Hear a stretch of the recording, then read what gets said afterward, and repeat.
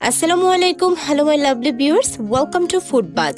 আমি লিজা চলে এসেছি নতুন আরেকটি রেসিপি নিয়ে। আজকের recipe pineapple juice, pineapple cooler আর আনারসের জুস। আমি দুটি ভিন্ন টেস্টে তৈরি করে দেখিয়েছি। এখন প্রচন্ড গরম, আসছে রমজান মাস, ইফতার সময়ে আমাদের এরকম রিফ্রেশিং ড্রিঙ্কের চাহিদাটা বেড়েই যায়। শুধু রিফ্রেশিং ড্রিঙ্ক হিসেবে নয়, আনারসের জুস অনেক উপকারী ওজন কমাতেও। যদি প্রতিদিন 1 গ্লাস করে নিয়মিত গ্রহণ করতে পারেন তাহলে 1 সপ্তাহের মধ্যেই পার্থক্যটা আপনার চোখেই পড়বে। যদি এরকম রেসিপি আরও পেতে চান, আমাদেরকে সাপোর্ট করতে চান, তাহলে আমার চ্যানেলটাকে সাবস্ক্রাইব করতে ভুলবেন না। তাহলে চলুন তৈরি করা যাক দুটি ডিফারেন্ট টেস্টে আনারসের জুস। যা যা লাগছে, প্রথমে লাগছে এরকম একটা পাকা আনারস। আমি একটা আনারস দিয়ে দুটি ডিফারেন্ট টেস্টের জুস তৈরি করে দেখাবো। তার জন্য অবশ্যই এরকম গাঢ় হলুদ রঙের আনারস লাগবে, কাঁচা আনারস দিয়ে হবে না। কি ভাবছেন আমি আনারসের খোসাগুলো ফেলে দেব? একদমই না। এটাও ভাবতে পারেন তাহলে কি করা হবে। এখনই দেখতে পাবেন আনারসের খোসাগুলো দিয়েই হয়ে যাচ্ছে মজাদার জুস। আমি যে দুটি ডিফারেন্ট টেস্টের কথা বলেছি, তার প্রথমটা হলো আনারসের কিউব দিয়ে তৈরি, দ্বিতীয়টা হলো আনারসের খোসা দিয়ে তৈরি। অনেকের মনে হতে পারে খোসা দিয়ে আবার জুস হয় নাকি। এই রেসিপি দেখার পরে মনে হবে এটা ফেলে দিয়ে ভুল করেছেন এতদিন।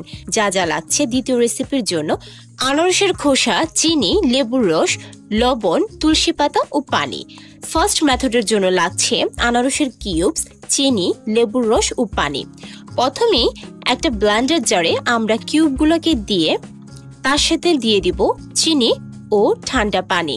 ততক্ষণ পর্যন্ত ব্লেন্ড করতে থাকবো যতক্ষণ পর্যন্ত খুবই স্মুথ একটা পেস্ট আমরা পাচ্ছি পাইনাপলের।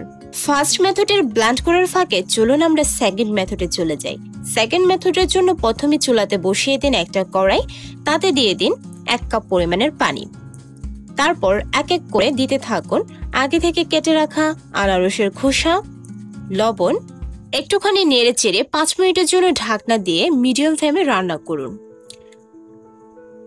5 মিনিট পর ঢাকনা খুলে চেক করুন।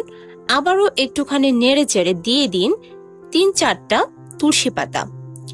তুলসী পাতাটা অপশনাল, বাট দিলে আপনার উপকারী হবে, কারণ তুলসী পাতা অনেক রোগের ঔষধ হিসেবে কাজ করে। স্পেশালি যাদের সর্দির প্রবলেম তারা তো খেতেই পারেন। এতে করে পাইনাপলের জুসে এক্সট্রা একটা ফ্লেভার অ্যাড হবে।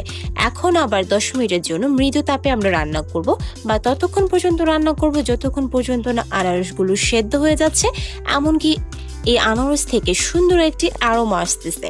তাছাড়া যখন দেখবেন পানিটা এরকম হলদেটে হয়ে গেছে, তার মানে আনারস ভালো করে সেদ্ধ হয়ে গেছে। এখন চুলা থেকে নামিয়ে ফেলুন আর সরাসরি একটা চালনি দিয়ে চেলে নিন। কাপ পানি দিয়ে আনারসের খোসাটা সেদ্ধ করার পর 1/2 কাপ পরিমাণের রস পেয়েছি। এখন আপনি চাইলে খোসাগুলোকে নিংড়ে নিংড়ে আরেকটু রস বের করে নিতে পারেন, এতে করে ওয়েস্ট কম হবে। এখন এক পাশে রেখে দিন ঠান্ডা হওয়ার পর্যন্ত। ঠান্ডা হয়ে যাওয়ার পর আমরা এখন অ্যাড করছি চিনি ও লেবুর রস।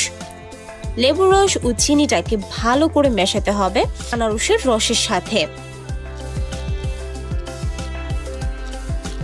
কিছুক্ষণ চামচ দিয়ে নাড়াচাড়া করার পর চিনিটা একদম মিশে গেছে রসের সাথে।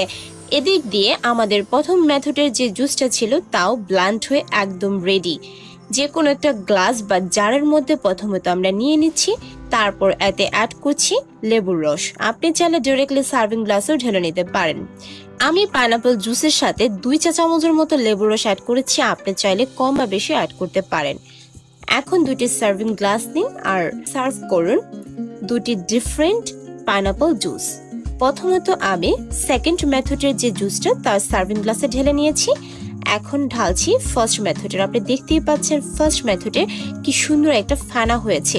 এই ফেনা বা ফোমটাই হচ্ছে আসল ট্রিক বা আসল স্বাদের পাইনাপল জুসের একমাত্র লক্ষণ। আপনি যদি দেখেন এরকম হয়েছে, তার মানে আপনি পারফেক্ট জুস তৈরি করেছেন। এখন 2টা স্ট্রু দিয়ে দিচ্ছি, সাথে পুদিনা পাতা দিয়ে সার্ভ করে দিচ্ছি। দেখতেই পাচ্ছেন কত ইয়াম্মি দেখাচ্ছে। ট্রাস্ট মি, এটা শুধু বলার জন্য বলছি না যে এটা খুবই রিফ্রেশিং, ফ্রেশ বা অনেক মজাদার একটা ড্রিঙ্কস। এটা আসলেই তাই ছিল যেটা দেখাচ্ছে। আপনারা এটা বানাতে পারেন, স্পেশালি সেকেন্ড যেটা খোসা দিয়ে বানানো হয়েছে। এটা আপনার স্টোমাকের ফ্যাটগুলো কমাতে অনেক সাহায্য করে। আপনারা রেগুলার এটা ট্রাই করলে অবশ্যই এটার ফল পাবেন। আর দেখতে পাচ্ছেন এটা কত মজাদার লাগছে। বাসায় ট্রাই করবেন, কেমন হয়েছে রেসিপিটি আমাকে জানাতে ভুলবেন না। সাথে সাথে আমাদের চ্যানেলটিকে সাবস্ক্রাইব করবেন, ফ্রেন্ডদের সাথে শেয়ার করে তাদেরকে দেখার সুযোগ করে দেবেন। ওই পর্যন্ত আল্লাহ হাফেজ।